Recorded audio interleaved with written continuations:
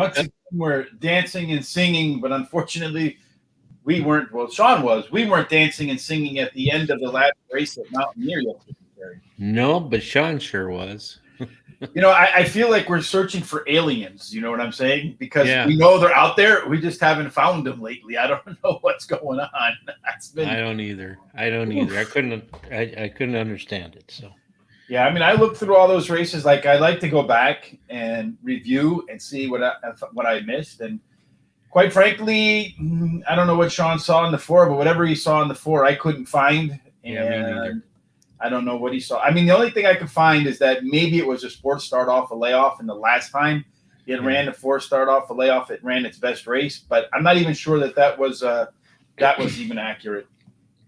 Yeah, I agree. I went back and looked and couldn't see why. So No, well, it's the way it works sometimes. it is. Unfortunately, it's the way it's been. Either we get races canceled or we get beat in one leg. I know that in a couple of legs, I singled a one in the first leg, so that would have been a good single. Yep. I know that in another leg we had the three horses that made up the trifecta, I think in cold order. Mm-hmm. So that's one of the things that I like to mention about when we do the pick fours. You don't have to necessarily use them as a pick four. They're not everybody's favorite betting strategy, if you will, because as you see, if you miss one leg, you shoot yourself in the foot. Right. But if you look for exactas and trifectas and maybe some singles, for example, in my 3P parlay, I had the one horse, the first leg, finished second. Mm-hmm. And if you had done a Terry type bet, where you have a best bet, and you did the exacta all over that first leg, the first horse, the one that was 11 horse, paid $75, and the exacta paid like $230. So Yeah, and like I said, that's a favorite angle of mine. But I do have some good news. I can guarantee you we're going to win the pick four today if we do exactly this. All. well, that'll definitely work, Terry. Unfortunately, if I do an all, Terry, what'll happen is it'll go 4-5, 1-2, 4-5. And then I'll hit like a 3-1 and feel, I beat one favorite. So it'll pay like $8 or something. Yeah, that's usually what it'll do, and you lost thousands. So well, I mean, they're not that big of fields today at Charlestown, so that's what we'll be covering. Yeah, it looks like a good day. Well, yeah, they're all 4.5 furlong races, so it should be. The thing is, we'll talk about it later, but he just said he went by post position, jockey, trainer, etc. So the four is because the jockey. Well, unfortunately, that horse that was the only race in the last 20 it was in the right position. But hey, you got to get the right one. You got to know when it's gonna fire. That's the key to this game. That's true, but on the other hand, we had two of our picks were scratched in that race, so that really hurts the way the race runs and everything else. Yeah, I feel like we would have. I feel like the 3 and the 7 would have been pace setters, and with them not being in the race, it changes the shape of the race. And when you do everything based upon the shape of the race, if the shape of the race disappears, you got to adjust on the fly. But that's another thing when you commit to a pick four, then you're betting before you get to the scratches. So the race can change shape by scratches, and horses that might have changed the shape of the race are no longer in the race. That's correct. Absolutely. So a horse that would get to the lead and maybe die if it's pressured is not getting pressured now, and it doesn't die. And you got to back up your bets, Terry, for sure, right? That's when you got to take a couple horses you think might ruin your pick four and put a few bucks on them. I do that too. That's another angle I like. Mm-hmm. So today we got a couple stories. I mean, one we've been talking about for a while, Terry, and it's been an issue that's been going on here in Chicago for a while. We've talked about it, but it is the Chicago Bears are now officially the property owners of what used to be until Saturday, Arlington Park, right? Saturday was the last day. So now it's signed, sealed, delivered, the Bears. Yep.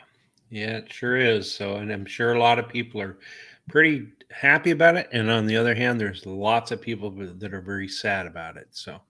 Yeah, I guess it's a mixed breed. I know they're gonna, the Bears have been down at Soldier Field along Lakeshore Drive. I'm probably hard to hear because my microphone is a mile away from me. Yeah, so, you're kind of like you're in a. I'm somewhere else. There you are. Yes, yeah, that's a lot better. Yeah.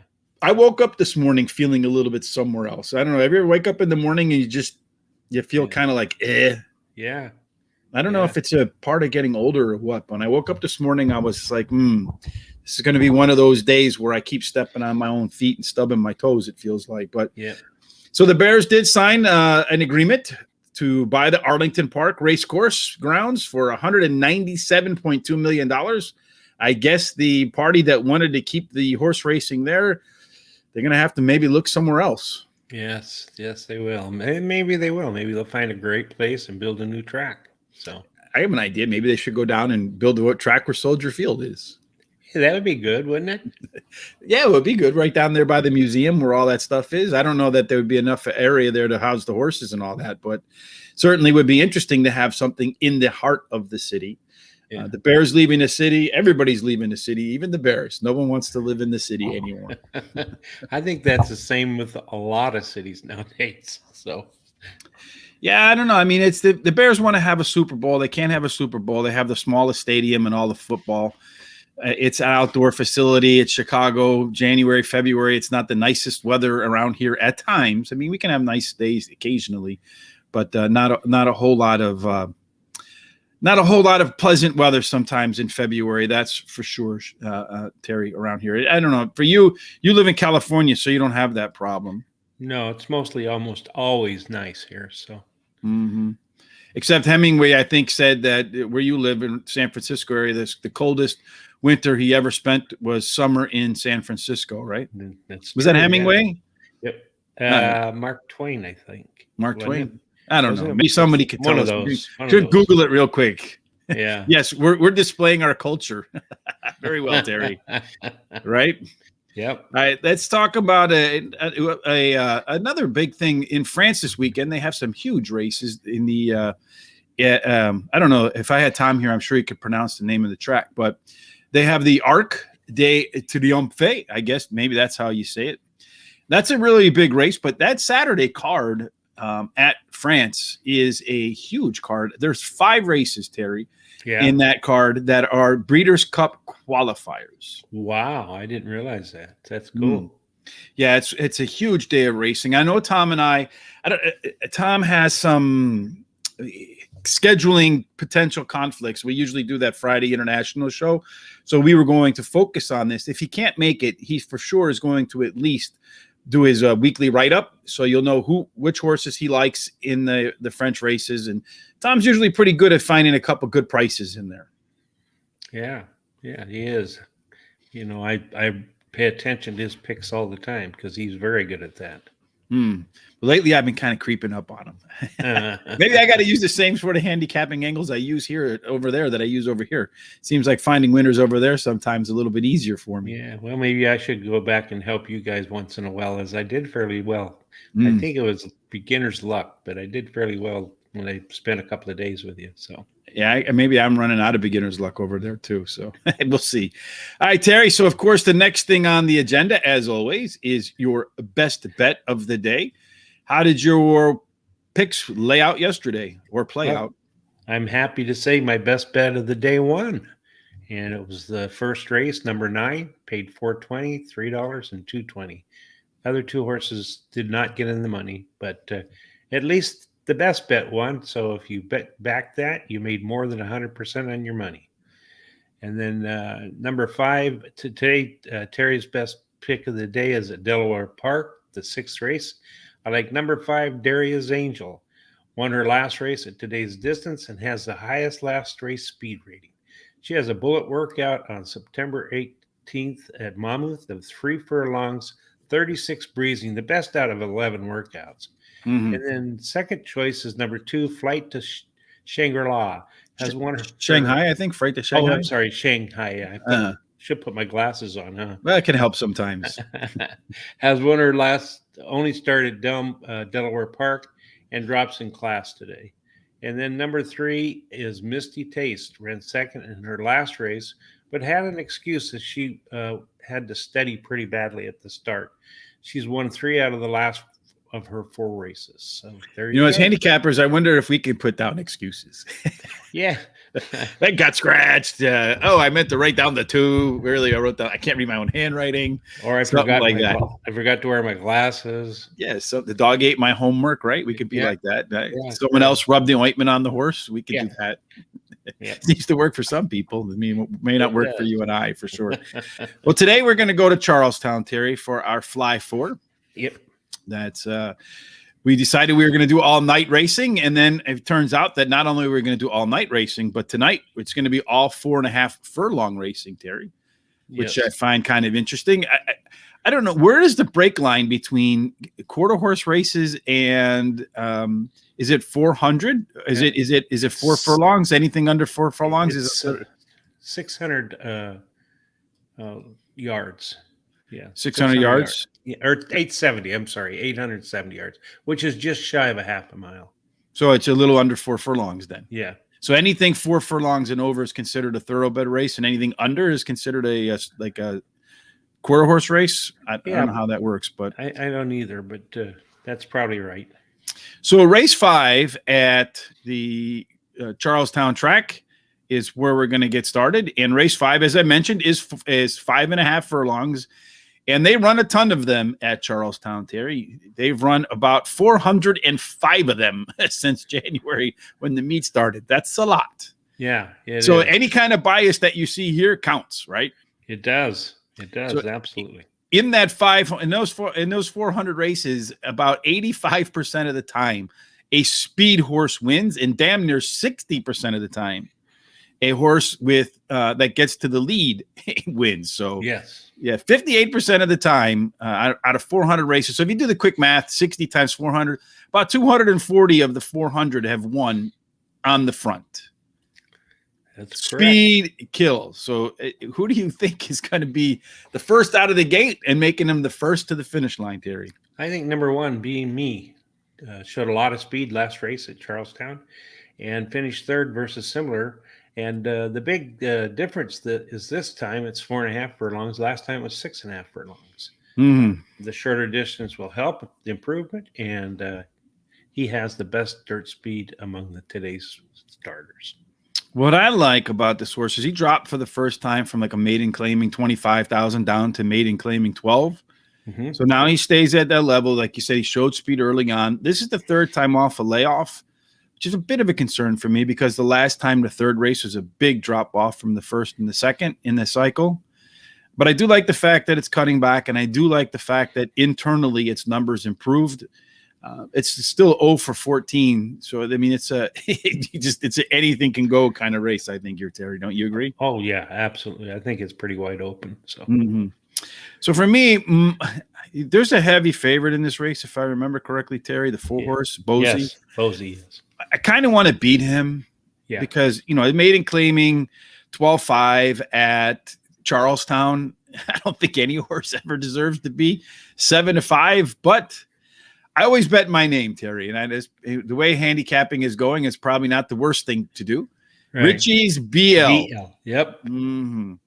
The horse last time it does show that it should be one of the fastest horses out of the gate. Which again is important. The horse is moving up in 2 classes. So trainer Crystal Pickett must have seen something in that last race to move it up, right? I mean, I can't imagine how much can you move up in terms of classes there, but maiden claiming 12-5 is moving up. The horse has hit the board at Charlestown 5 of 14. So it's probably of all the horses here, the one that's most frequently in the money and has run some of the best speed numbers at the distance for any of the other horses here. Yeah, absolutely. And I like it too as my 3rd pick. He finished 50% of the money this year. And of course, he ran 3rd in his last race. And you were talking about moving up in class two classes. And the trainer wins 20% of the time when he does that. Mm-hmm. And the horse does have a very good combination of early pace and late pace numbers. So when I look at it should be close to the front of the out of the gate, but of all the other horses in the field, it does appear to have some of the best late legs. So to me, that gives us a question now for the rest of the picks here. Do we want to go with the 4-horse, or do you think maybe we should go with the 6-horse, the first time starter?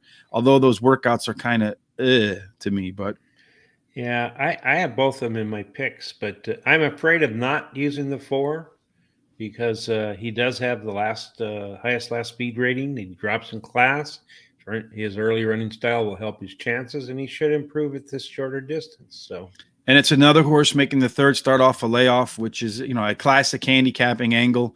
yeah, The last time out, there was improvement in the early pace and mid pace numbers along with the late pace numbers. So no matter where you looked at the horse in the race, so early part of the race, middle part of the race, later part of the race, it improved from its previous race. So I agree, Terry. I just hope the 1 or the 3 beat him, to be honest with you. so do I.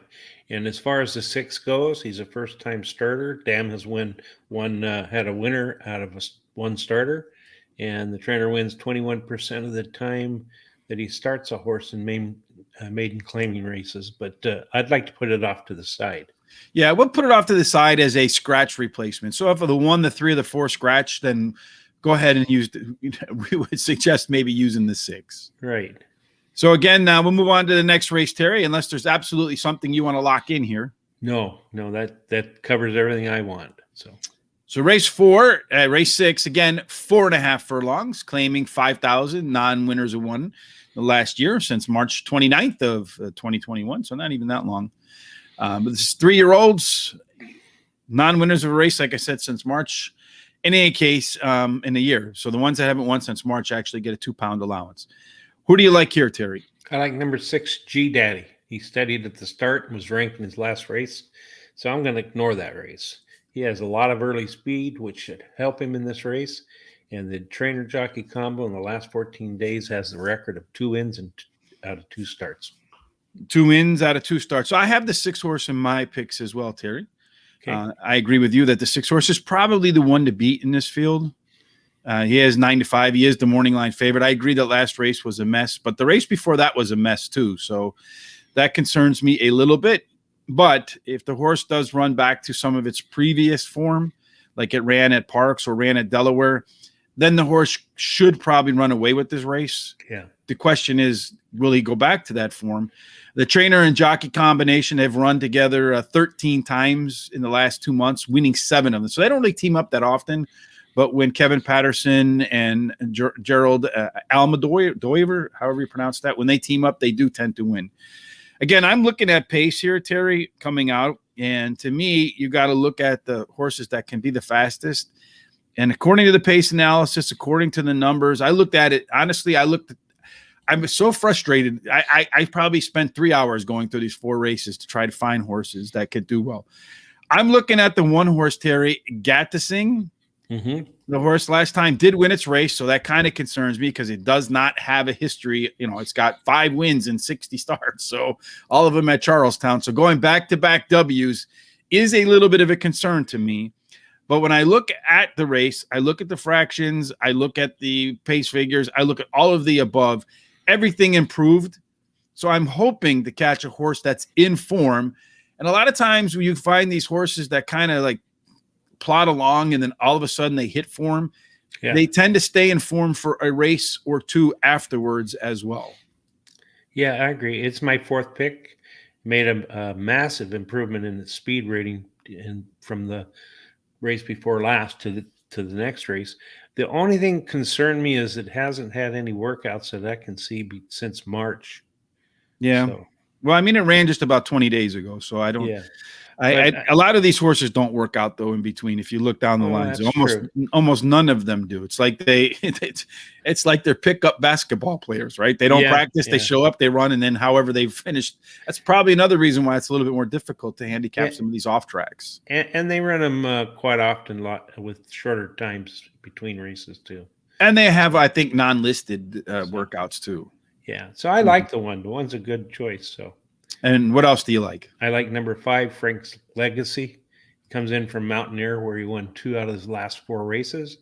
He likes to run on top, so the cut back in distance would really help. And he has the highest last speed rating. He's tied, actually. The trainer wins 20% of the time when shipping in. All right, so this is another horse that I had, Frank's Legacy. It's another one that does show some early speed. It is coming in from Mountaineer. I don't know if Mountaineer to Charlestown or Charlestown to Mountaineer is the preferred path, but I do agree with you. The highest last race speed figure. It has, like I said, has not run there, and it's another one that should get out of the gates pretty much in a hurry. So you want some of the horses that are going to be at the front, because whichever ones get there, like we mentioned, hit 60% of the time.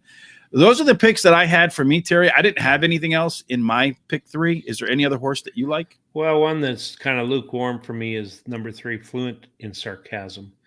Finished 4th in his last race after steadying at the rail past the 5/16, and he drops in class today. Has a hot trainer jockey combo, who in the last 14 days have won 25% of their starts.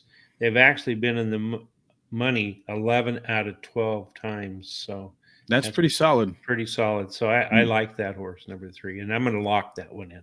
Oh, you're locking him in. Yep. Terry's just straight out locking him in. All right. So spending our money. All right, Terry. Well, we got 4 out of how many horses are in this field? I think 6. So 7, 8. No, we got half the field. We don't we don't even have the 8 horse, which looks like it might be the favorite in this spot. But all right. So race number 7, Terry. I don't need to repeat it. It's 4.5 furlongs. You got to be fast. Who do you think is going to be the fastest here? Number 5, Ellie's Little Castle, has won 2 races in a row at today's distance and at this track. And it ran similarly versus, ran second versus similar in the last race. She has a high percentage trainer and jockey who in the last 7 days have won 4 out of 12 starts. Mm-hmm. To me, I'm looking at this race, Terry. I like it came down to the 1 or I like the 1 horse. Got Your Number. Mm-hmm. I do see Got Your Number getting out of the gates in a hurry. It should be one of the fastest horses to the front. It does actually have, you were talking about a workout. It's one of the few horses that actually does have a workout since its last. It was the second fastest of 11 at 4 furlongs. Yep. 49 and change, which is a little bit slower than what it ran in the 4.5 furlong number last time out. But nonetheless, I do like the fact that it did put in a strong workout in between races. And I think the horse could improve. At Charlestown, it has run 9 times, 2 seconds, 2 wins, 2 seconds, and 3/3, and it's also hit the board in 7 of 10 at this 4.5 furlong distance. Absolutely, I like it very much. So let's put the 1 in. All right. Any other horse that you like? Number 3, Bronze Diva. She won her last race at Charlestown and has the highest last speed rating. Her early speed running style will help her chances, and she has a good trainer jockey combo who has won 2 out of 7 races in the last 14 days. All right. So this is a field that is, I think, 6 horses deep. Do you want to go more than half the field here, Terry? We can put it off to the side. All right. Is there another number you wanted to put to the side? Number 2. Number 2 is scratch replacement. Yeah, I'm a total diva. You are. Yeah. Yeah, she likes a sloppy track finishing first or second, I forget which, but apparently doesn't take to a muddy one. So I'll throw out the last race. Her early speed running style helps her chances, and she has the highest speed figure at today's distance. Her best dirt speed is fastest among today's starters, and she has a really good jockey trainer combo also, who in the last 14 days is finishing the money 4 out of 5 times, winning 2 of those. Well, this is the first start since January, so that's one of the reasons why I kind of put you want to put the 2 horse off to the side, right? I do. Oh yeah, I was looking at the wrong horse. This would be the second start off a layoff. The last time was the horse bombed coming out. Yeah. So we'll see if indeed it can prove in its second start off a layoff. It has done so in the past. Has hit the board in 7 of 9 at Charlestown. So all of them were at 4.5 furlongs. So I do think the 2 horses probably going to be a factor. It will be a factor early on. The question is, can it get out in front of the 1 and the 3? I'm not so sure that it will. Race number 8, Terry. Again, we're well schooled at 4.5 furlongs at Charlestown. We've got a PhD now in 4 furlongs and a half at Charlestown. Yeah. To me, there was a standout horse in this race, Terry, that I was thinking about singling in my hot dog pick 4, but then again, I said this is a 4.5 furlongs, claiming 5,000 non-winners of 2 lifetime at Charlestown. So singles have to take a little bit of guts. Yeah. I usually have enough guts to do it, but I also liked another horse in there. So I put in the 6 horse, Terry, as my top pick, missing my point. Yeah. And I'm not missing your point because that's also my first pick. So. It tried to, it tried to move up and, tracks last time to Laurel, which I think is a higher graded track, in my opinion, than Charlestown. Didn't really run very well there, but it didn't run much off its normal pace, just probably faced a tougher field than it's ever faced before. Now it comes back to Charlestown. It's getting class relief, a lot of class relief, dropping down 2 class levels. So I think the 6-horse fits really nicely here. Who else do you like? I like number 5, Rare One. She won her last race at Charlestown at today's distance. She likes the distance and track, finishing in the money 100% of the time at this distance and at this track, winning 50% of those races. And this is another horse that's doing the classic third start off a layoff, Rare One. Mm-hmm. And if you look at the past 3 race cycles, the third race was no worse than the second best or the best of the 3. Has run twice at Charlestown with a win and a third. So I do like that as well.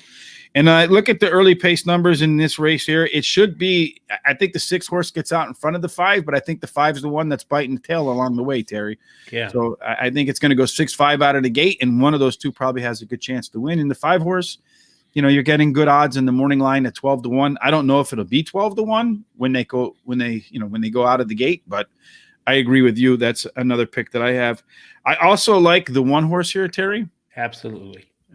So the Wolf Creek Pass, second time off a layoff, is a horse ran its best, I think, speed number ever last time out, which was the highest for this field. And looking back at the horse's previous 2 race cycles, that second race was always better than the first race. If that is the case, Terry, then Wolf Creek Pass gets out to the lead and does not look back if it improves off the last race. Oh, yeah, I agree with you. This horse has got plenty of early speed. And like you said, she ran second in her last race after a 45-day break. And she has the highest last race speed rating. And the jockey in the last 7 days has won 3 out of 12 races. So we have right now we're at, what are we at? 927 times 4. Terry, I probably should have been doing this math before. That's 28. It's 108. So it's a $54 ticket where it is right now. Do you want to add to it? Because we could get a couple of shorties in here and make it difficult to cash money. Or do you want to put a horse off to the side in the event there's a scratch? What's your strategy here? Well, I'm concerned about number 3. You're Killing Me, Beth. And finished third versus similar in the last race. Has the highest buyer number in this race, and she likes the track and the distance. Won't be a problem. And, doesn't have as much early speed as the other ones, but I like it because she can close from just off the pace. So you want to put her in, or do you want to leave her off to the side? Let it be your call. I'd like to put her in. So. All right, so then we'll put her in. So we could have a little more coverage in that last race. So that gets us to, Terry, let's see, it's 12 times 3, 36 times 4, 36 times 4 is 12, 12. 142, right? Is that right? 12, no. 144. Yeah. 144, yes. So that's a $71 ticket, $72 72. ticket. Yes, my math is Yeah. great this morning. Like I said, I woke up feeling a little funny. You want to just leave it at that? Yeah, let's do that because that way we won't spend all of the money. And in case something it goes short, and we still have a chance to maybe turn a little profit if we catch something else on the end. So in race number 5, we decided on the 1, the 3, the 4 in race number 6, and then the 6 is an alternative in the event there's a scratch. Right. In race 6, we have the 1, the 3, the 5, and the 6. Race 7, 1, 3, 5, the 2 again as an alternative, or if you want to add it in as a scratch. In race number 8, the 1, 3, the 5, and the 6 at Charlestown for a quartet of 4.5 furlong races where the horse that gets to the front has got a 60% chance essentially to win, Terry. That's right. Mm-hmm. I agree. Let's see. Is it a bull ring? I've never been there, Terry. Have you ever been there? No, I haven't. But yeah, I think it's like a 5 furlong track. So. All right. So let's see. And then here we got from Active Baba, who joined us on the weekend. These are races 5, 6, 7. I don't know if we have race 3 and 4. Terry, did you do any of that or not? Let me see here. I think I might have done. Yeah, or you can always go over to Guaranteed Tip Sheet. We have the races over there as well. Today they have a free track. The free track today is Ajax Downs. You can check that out over there as well. Horse Racing Radar, I'm guessing this is Sean, who hit yesterday he's going 346, 368, 135, 1236 for sure. Which city are these? This is from Charlestown, Akti Baba. That's in West Virginia, I believe. Yes, it is. Yeah, So, for sure. So yeah, I did do the other races. So in race 4, I liked the 3, Little Tough Man, and the 5, Towering Chance. And what other race was he talking about? Those are the only 2 that he was talking about, race 3 and 4. Okay, and race 3, I think number 3 is almost a standout. And my second choice would be number 2. Your second choice is number 2? Yeah. All right. So, yeah, you can head on over to, like I said, Guaranteed Tip Sheet. They have some picks over there as well. We work with them. They're a sponsor of ours as well. They keep the lights on around here. Delaware Park, you're going to have to go over to, like I mentioned, you can go over to Guaranteed Tip Sheet, check out their picks there. I know on Horse Racing Radar as well, if you go to the free picks page on Horse Racing Radar, you will see that they have they have the first 3 races that are free there for sure. Sean says it's a bull ring, Jay. He's been there. So, yeah, real tight turn. So that's probably why the horse that gets out to the lead is a very difficult one to beat. When you look at Horse Racing Radar, Akti, if you go to the free picks page, you'll see down here all the different races. If you hit on Delaware Park, it's the first 3 races. If they do well, then you might want to get the rest of the races as well. You can do that by clicking on the premium picks page. And again, you can go over to Guaranteed Tip Sheet and check them out because they're our partner in that respect. So it's one and the same. Terry, we have one final thing for the day. Oh, we got to show our hot dog pick fours, right? Yep. Yes. So here's our hot dog pick fours. Let me get Sean's face up off of there before we scare everybody away. we do a good job on our own. Sean's a great guy. I might just give him a hard time because right now I know he's giving me a little bit of grief back. So Terry likes the 1, the 4, the 5, the 6, the 3, the 5, the 1, 3, 5, 6 in his hot dog pick 4. And then again, that's at Charlestown. I'm getting rid of the wrong thing there. Me, I went 1, 3, 4, 1, 5, 6, race 7, the 2, and the 3. So a little bit different there. In race 8, the 1 and the 6. And I was really thinking about singling the 6, but I did not. And then finally, we have our 3P parlay, Terry. We're still waiting to catch Sasquatch. Tell us what you like today. Well, I like in the 4th race, number 3, Little Toughman. And then in the 5th race, I like. And that's at Delaware Park, Terry. Yes, Delaware Park. And then in the 6th race at Delaware Park, I like number 5, Frank's Legacy. And in the 7th race at Delaware Park, I like number 2, I'm a Total Diva, which I am. He is a diva. You should hear the stuff he talks about off screen. He's fixing his hair, asking about how his makeup looks, smiling, am I handsome? Who's the most handsome? And we go through this every show. That's right. How's my hair? Everything. That's why he gets all the love online. So for me, I went to Thistle Downs. Again, these are our best bets. You can find them again at Horse Racing Radar and our picks page, also at Guaranteed Tip Sheet. I like at race 4, the 1A, St. Patty Song, and Thistle Down, race 7 and 8. The 6, Chip Chop, and She's Shacked Up with Chip Chop. Right? That's right. All right, fantastic. So Parks Racing 3, race 9. Parks Racing, I don't have Parks Racing today, but you can find race 3 for sure, Acti, over at the free picks at horseracingradar.com. Terry, any other items that you kind of want to cover before we get up and out of here today? No, I think we've covered just about everything today. Except for, if you like us, then don't forget to subscribe on YouTube, thumbs up, please, and follow us on Twitter at Racing Radar, and like us on Facebook at Racing Radar. So there you go.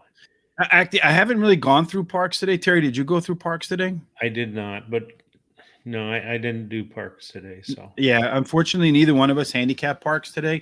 Maybe one of the things we can start to add to the show is handicap a race on a fly, but that would carry us way out past the 30-minute mark that we're looking for to try to hit, to keep the show brief.